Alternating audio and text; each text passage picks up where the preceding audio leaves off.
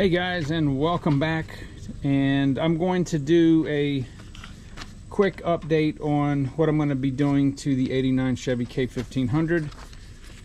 It has been 364 days since I installed the Amsoil Signature Series 5W30 motor oil. I love this stuff.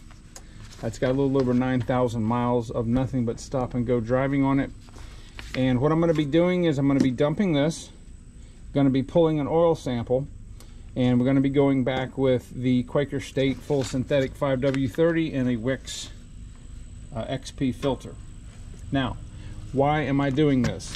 Well, as I told you guys before when I did the experiment that we're doing on the Toyota Tundra, what I want to do is I want to see how much better the Amsoil is than the Quaker State.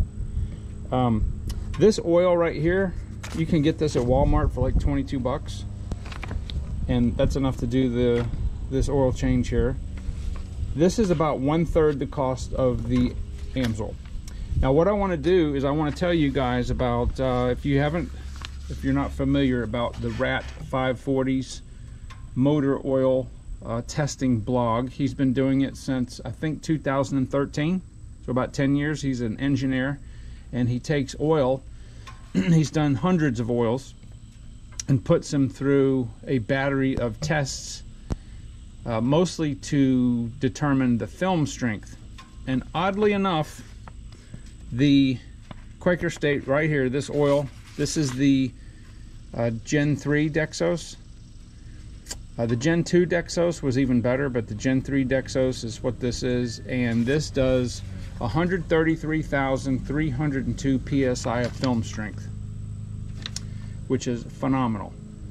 But what is really disturbing, I'm going to say disturbing, is that this Amsoil Signature Series right here is only 111,672 film strength. Now, film strength is going to equate to reduction in wear. So the higher the psi value of the oil, the less the wear.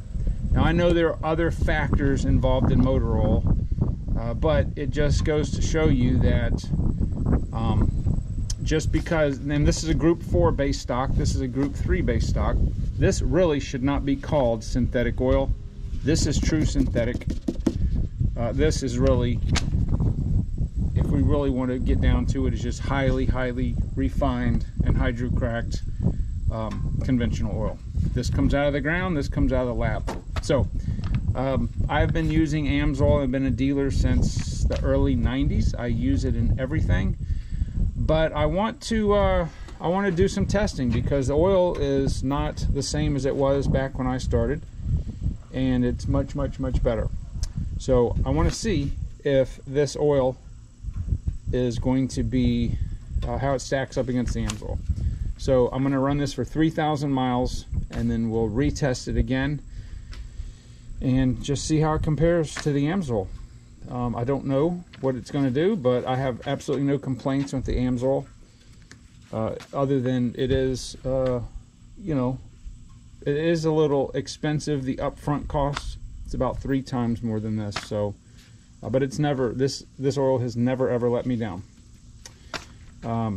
And the filter I'm going to go with is, I love the Wix filters. They're really heavy duty, and they're very good. So I'm going to be using the Wix. And yep, so let me go ahead and get the sample pulled from here, and I'll come back with a couple thoughts.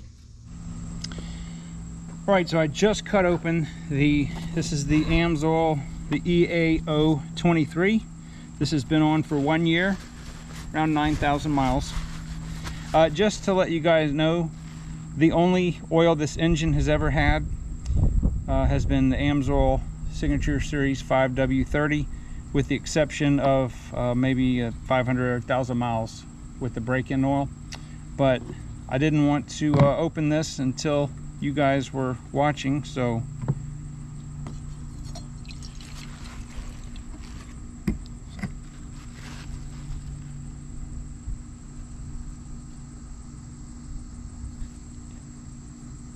there's absolutely nothing in there. The oil is remarkably dark. This is a high detergent oil, and what I really want to look at is if there's any shiny metallic particles at all in the pleats, and I don't see anything. This is completely what I would expect using Amsoil. I'm really want to see what the especially how the TBN number on this oil has held up over the year that I've run it, mainly because this has just been a ton of stop and go driving. Now I had magnets on here, but I can't really, you can kind of faintly see where there was one in the bottom, but I had them on the side. I'm gonna switch and start using some really super, like 220 pound pull magnets. The stronger the better. I'll put a link down in Amazon where I get them. They're pretty inexpensive for the strength. But I see nothing at all amiss in the cartridge portion. The filter media is extremely heavy duty. It's very well built.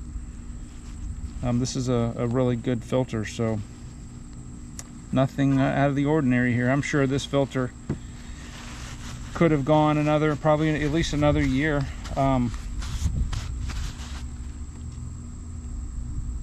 don't know if I would run the oil another year. You know, severe service, this oil is guaranteed for 15,000 miles. With regular service, which I don't think anybody really does unless you're just on the highway all the time, and warmer clients, it's good for 25,000 miles.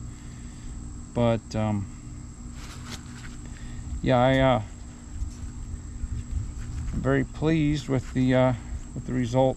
So anyway, see, there's a little bit of the magnet material. I'm scraping on the bottom with my finger. This is stuff that would normally pass right through the filter media because it's smaller. So having magnets on your oil filter, if you have a metal container oil filter like this, is highly beneficial, because you're just removing additional wear metals that would be circulating around the engine. So if you have one of those cheap plastic made filters, that canister that you just replace this, well, you're out of luck.